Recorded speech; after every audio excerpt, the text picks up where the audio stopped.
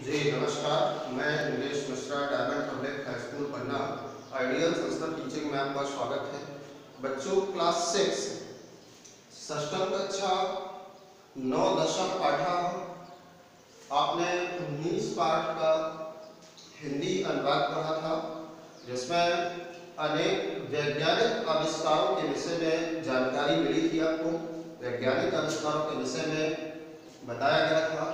क्रमशः छोटे छोटे सारांश के रूप में आज उसी पाठ का चैप्टर का अभ्यास कार्य आपके सामने है। काफी छोटा सा अभ्यास कार्य है। किताब निकालेंगे और इसको क्रमशः प्रश्नों के उत्तरों को मिलाते जाएंगे। आपको किताब निकाल करके पेज नंबर 93 निकाल लेना है और लिखना है। सबसे पहले एक पद उत्तरम लिखा, एक पद में प्रश्नों के उत्तर लिखिए।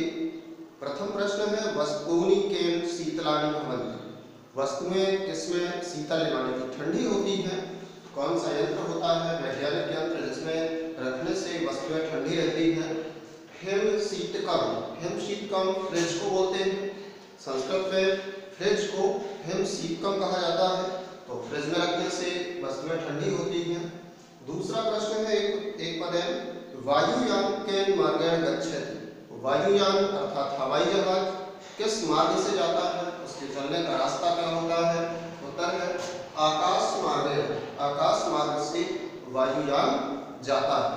तीसरा एक पद प्रश्न है कस्य यंत्रस्य गति वायुयानात् द्रुततरा भवति। किस यंत्र की गति वायुयान से भी तीव्र होती है? ऐसा कौन सा यंत्र है जो हवाई जहाज से भी तेज गति से चलता है? उत्तर है इसका रॉकेट यंत्र। रॉकेट यंत्र एक ऐसा यंत्र है जो वायुयान से भी तेज गति से उड़ता है। इस प्रकार से आपके ये एक पहले प्रश्नों के उत्तर थे, 3 प्रश्नों के। दूसरा प्रश्न क्रमांक है एक वाक्य उत्तर लिखा। एक वाक्य में प्रश्नों के उत्तर लिखिए। प्रथम प्रश्न रक्षा क्षेत्रे कस्य यंत्रस्य महती भूमिका अस्ति। रक्षा क्षेत्र में किस यंत्र की महत्वपूर्ण भूमिका है? उत्तर है रक्षा क्षेत्रे रडार यंत्रस्य महती भूमिका अस्ति। रक्षा क्षेत्र में रडार यंत्र की महत्वपूर्ण भूमिका है, क्योंकि ये सभी जो रक्षा क्षेत्र में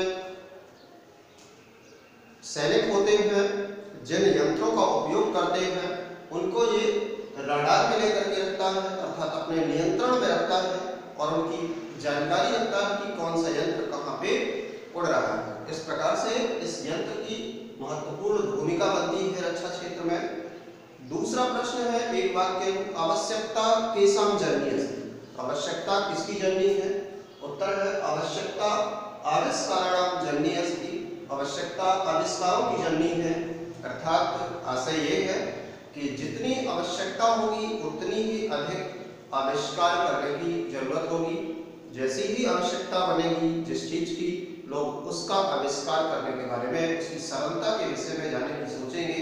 और जब कठिनता से जिस समय जो काम चल रहा है किसी एक चीज से, यदि उसमें समय ज्यादा लग रहा है या पैसे ज्यादा खर्च हो रहे हैं, तो और आसानी की तरफ लोग जाते हैं। जब आसानी की तरफ जाते हैं तो एक नए आविष्कार की ओर बढ़ते हैं और नया आविष्कार होता है। उस कठिनता और अधिक व्यय को सरलता और कम व्यय की तरफ ले जाने में नए आविष्कार का जन्म होता है। इस प्रकार से कह सकते हैं आवश्यकता आविष्कारों की जननी है।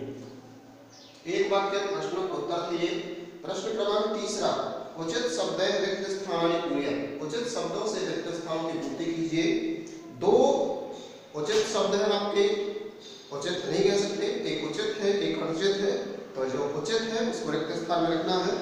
नाटक दर्शनम रिक्त स्थान भवति। नाटक दर्शन होता है किससे? दूरदर्शन से दूरदर्शनेन। कौन सा उचित है? दूरदर्शनेन, दूरदर्शन से नाटक दर्शन होता है। दूसरा नंबर शिक्षा क्षेत्रे रिक्त स्थान महती भूमिका अस्ति। संगणक यंत्रस्य संगणक यंत्राय। कौन सा सही है? इसको रिक्त स्थान में लिखिए संगणक यंत्रस्य। अगला 11 नंबर है वार्तालापः रिक्त स्थान भवति दूरभाष यंत्र या दूरभाष यंत्रस्य। सत्य है जो जिसको रिक्त स्थान में लिखा जाएगा वो है दूरभाष यंत्र। इस प्रकार से तीसरे प्रश्न क्रमांक के रिक्त स्थानों में रखना था। प्रश्न क्रमांक 4, उचितम मेलय, सही मिलान कीजिए। दूरदर्शनम का नंबर में है, इसको मिलाना है। तीसरे नंबर में दृश्य श्रव्यम, क्योंकि दूरदर्शन को देख सकते हैं और सुन सकते हैं चीजों को दूरदर्शन में। दूसरे नंबर में है वायुयानम, वायुयान यानी कि हवाई जहाज, इसको मिलाना है। एक नंबर में मिलेगा आपको यात्रा, वायुयान से यात्रा होती है। तीसरा नंबर दूरवाणी यंत्रम, इसको मिलाना है 5 नंबर में मिलेगा वार्तालाप, दूरवाणी यंत्र से वार्तालाप करते हैं। चौथा नंबर आकाशवाणी यंत्रम, आकाशवाणी यंत्रम को मिलाना है आपको 2 नंबर से श्रवणम से, क्योंकि सुनते हैं आकाशवाणी यंत्र से यंत्र को। 5वें नंबर में संगणक यंत्रम, संगणक यंत्रम को मिलाएंगे 4 नंबर से। 4 नंबर में आपको मिलेगा त्वरित कार्यम, संगणक यंत्र कंप्यूटर होता है, इससे शीघ्र कार्य होता है। अगला प्रश्न, प्रश्न क्रमांक 5, बहुवचनम लेखा, बहुवचन में लिखिए। धातु दी गई है और उसका एक वचन दिया गया है, बहुवचन लिखना है। प्रथम नंबर में अस धातु और उसका एक वचन है अस्ति, अस्ति का बहुवचन लिखेंगे शांति। इस प्रकार से इसका एक वचन का बहुवचन।